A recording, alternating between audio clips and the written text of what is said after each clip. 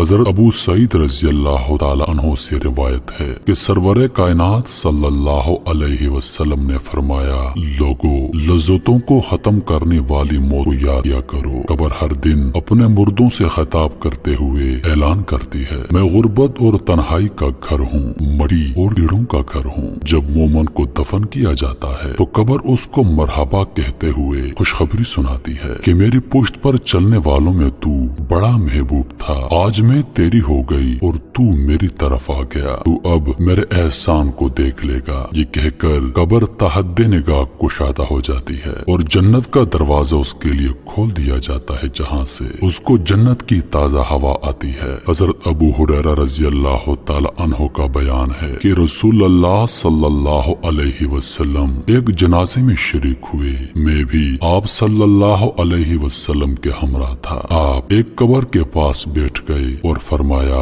یہ قبر ہر دن بآواز بلند کہتی ہے، اے آدم کی اولاد، تو کیوں مجھے بھول گیا؟ کیا تجھے یہ معلوم نہیں کہ میں تنہائی کا گھر، غربت کا گھر، وحشت کا گھر، کیڑوں مکوڑوں کا گھر ہوں، میں بہت تنگ گھر ہوں، مگر اللہ جس کے لیے کشادگی کا حکم فرمائے گا اس کے لیے کشادہ ہو جاؤں گی۔ اس کے بعد آپ صلی اللہ علیہ وسلم نے فرمایا، ایک قبر تو یا تو جنت کا چمن ہے یا پھر آگ کا ایک تنور۔ حضرت ابو حجاج رضی اللہ تعالی عنہ سے روایت ہے کہ رحمت عالم صلی اللہ علیہ وسلم نے فرمایا، مردہ جب قبر میں رکھا جاتا ہے تو قبر اس کو کہتی ہے، اے ابن آدم، تو ہلاک ہوا، تجھے کس چیز نے مجھ سے دھوکے میں رکھا؟ کیا تجھے معلوم نہ تھا کہ میں فتنہ، تاریکی اور کیڑوں مکوڑوں کا گھر ہوں؟ تجھے کس چیز نے مجھ سے بہکا کر نڈر کر دیا اور تو میری پشت پر خوب اکڑ کر چلتا تھا؟ اگر وہ مردہ نیک ہوتا ہے تو اس کی طرف سے قبر کو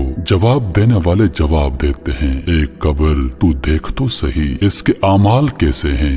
یہ اچھائی اختیار کرتا تھا اور برائی سے باز رہتا تھا۔ یہ سن کر قبر کہتی ہے، بے شک یہ نیک تھا، اب میں اس کے لیے سرسبز ہو جاتی ہوں۔ مردے کا جسم اس وقت منور ہو جاتا ہے اور اس کی روح اللہ تعالی کی طرف بھیج دی جاتی ہے۔ حضرت عبداللہ بن عبید رضی اللہ تعالی عنہ سے روایت ہے کہ رسول اللہ صلی اللہ علیہ وسلم نے فرمایا، مردہ قبر میں بیٹھتا ہے اور ان لوگوں کے پیروں کی آواز بھی سنتا ہے جو اس کے جنازے کے ساتھ قبر تک گئے ہوں۔ مردے سے اس کی قبر کہتی ہے، اے ابن آدم، میری ہلاکت ہو، تو نے میری تنگی، بدبو اور کیڑوں مکوڑوں کا خوف نہیں کیا، اس لیے تو نے ان چیزوں سے بچنے کے لیے تیاری نہ کی۔ بد اعمال مردے سے قبر کہتی ہے، تجھے میری تاریکی، میری وحشت، میری تنہائی اور تنگی اور میرا غم یاد نہیں رہا۔ اس کے بعد قبر اس کو جکڑ دیتی ہے، جس کے بعد اس کی پسلیوں کی ہڈیاں